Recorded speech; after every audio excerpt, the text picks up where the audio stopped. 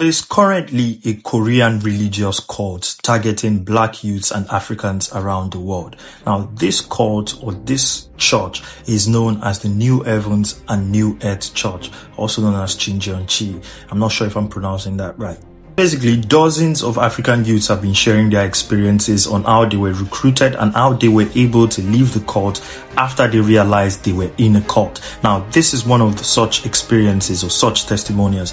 This character said that they were mostly focused on the book of Revelation, the last book in the Bible, and they also said that their pastor is the promised pastor from the Bible, and that their pastor has the book of life, and that their members are the 144,000 people that will be with God in heaven. Interesting. Now, if it was just about the ideology, then that is not a problem.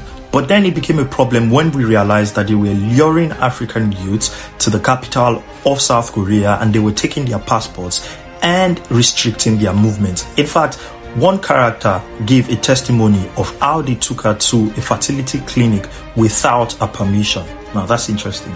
Now, the renowned Nigerian journalist David Unveiling shared an experience of how his friend encountered that particular cult. Now, the idea is that they take people from Instagram and lure them through the experience Korean culture. Everybody wants to experience Korean culture now. I mean, especially since their movies and their series are touching through the African market, the African entertainment market. So everybody wants to experience that feeling. So that's the idea. That is exactly how they get you. Now, in an article written by Independent, I particularly love this title. It says, "Inside the South Korean Doomsday Cult." But anyway, a young black man was interviewed and he noticed that the first thing he realized when he realized he was in a cult, of course, was that he was told not to tell his parents. And his parents are Christians. So if his parents are Christians and he was told not to tell his parents, then exactly what is he doing in this organization? Think about it. Now, to be clear, the church believes that its members are the 144,000 people that will be joining God after the rapture. Now, if they believe that, why do they have more than 144,000 members? Are they trying to cut off a certain, league of their members?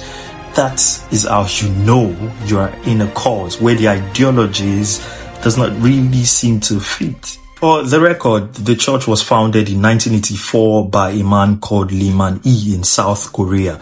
Maybe we'll get into that later, much later. But anyway, now the church is on social media promising a lot of African youths, black youths, an experience of Korea and, Bible study teachings. They use several methods.